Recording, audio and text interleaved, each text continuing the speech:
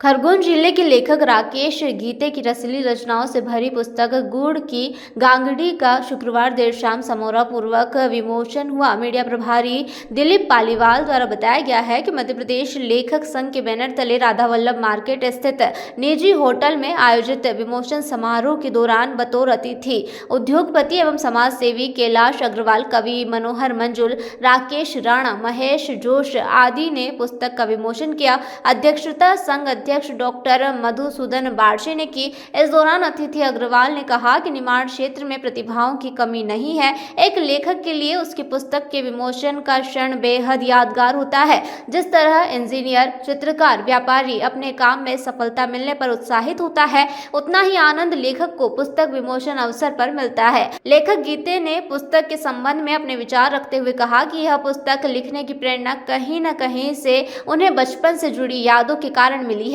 वे बड़वानी जिले के अजंड के निवासी होकर बाल्यकाल से नागजीरी में रहे। यहाँ संत बोंदरू बाबा के भजन, विवाह गीत, गणगौर, जालरिया गीतों को सुनकर युवावस्था तक पहुँचे। कहीं न कहीं निमाड़ी गीतों से हुए लगाव के चलते ही यह पुस्तक निमाड़ी में लिखी गई है। इसमें लेखक संघ और परिवार का साथ मिला। इस पुस्तक की कविताएं जीवन के विभिन्न पहलुओं के मेरे अपने प्रतिबिंबों से प्रेरित है। बचपन खरगोन के पास नागजीरी गांव में बीता है। मेरे पिताजी सन 84 में वहां आए थे और 84 में वहां से निकले थे। सन 58 में उस गांव में आए थे और वहीं के होकर बस गए वो।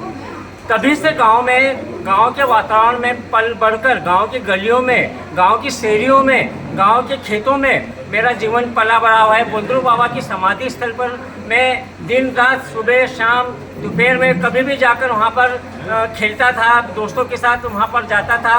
और गांव वालों के प्यार और वहाँ की संस्कृति, वहाँ का भजन, वहाँ की गम्मत, वहाँ की नाटक, वहाँ के लोगों के संस्कार, वो मेरे मन में धीरे धीरे बसने लगे।